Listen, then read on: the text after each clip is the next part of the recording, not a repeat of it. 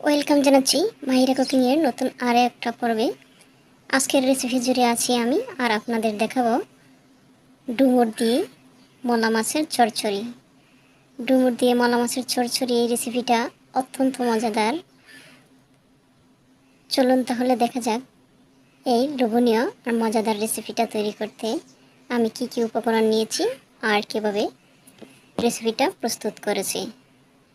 এখানে আমি কিছু ডুমুর সিদ্ধ করে ফ্রোজেন করে রেখেছিলাম ডিপ ফ্রিজে, নিয়েছি কিছু মলা মাছ, একটা পেঁয়াজ কুচি, কিছু ধনেপাতা কুচি, কয়টা কাঁচামরিচ ছিঁড়া।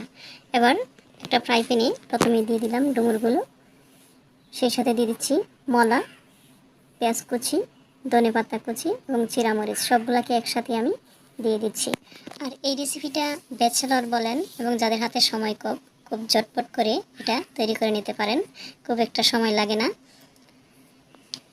এবার আমি দিয়ে দিচ্ছি 1 টেবিল চামচ মরিচ গুঁড়ো, ধনে ও মৌরি গুঁড়ো, স্বাদ মতো লবণ। এবার দিয়ে দিচ্ছি কিছুটা হলুদ বাটা। আমার হলুদের গুঁড়া শেষ হয়ে গেছে তাই বেটে নিয়েছিলাম। হলুদ গুঁড়াটাকে আমি একটু পানি দিয়ে গুলিয়ে নিচ্ছি যাতে দলা বেঁধে না থাকে। পানি দিয়ে আমি গুলিয়ে দেব।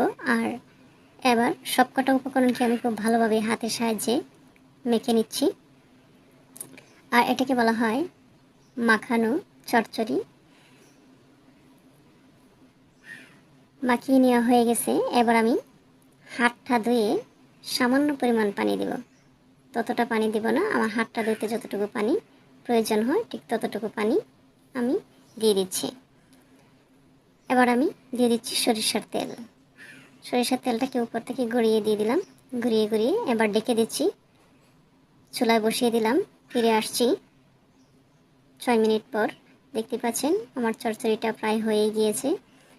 এবার আমি চামিচ বন্ধ হাতল দিয়ে নাড়াচাড়া দিব না, এতে মাছগুলো ভেঙে যেতে পারে। এভাবে একটু আমি ফ্রাই প্যানের হাতলটা ধরে নাড়িয়ে দিচ্ছি, আবারও ডেকে দিচ্ছি 2-3 মিনিটের জন্য। আর এই রেসিপিটা ঝটপট তৈরি করা যায়, চাইলে এটা আপনারাও তৈরি করে নিতে পারেন। আর ডুমুর এটা অত্যন্ত উপকারী এবং পুষ্টিগুণ ভরপুর একটা সবজি। এই সবজিটা যে কোনোভাবেই খাওয়া যায়। আর আজকের আমার এই রেসিপিটা ফলো করে আপনারা অবশ্যই একবার হলেও বাসায় ট্রাই করে দেখবেন কতটা পারফেক্টলি এবং মজাদার হয়ে থাকে। সম্পূর্ণরূপে হয়ে গেল আমার এই রেসিপিটা। সো আল্লাহ হাফেজ।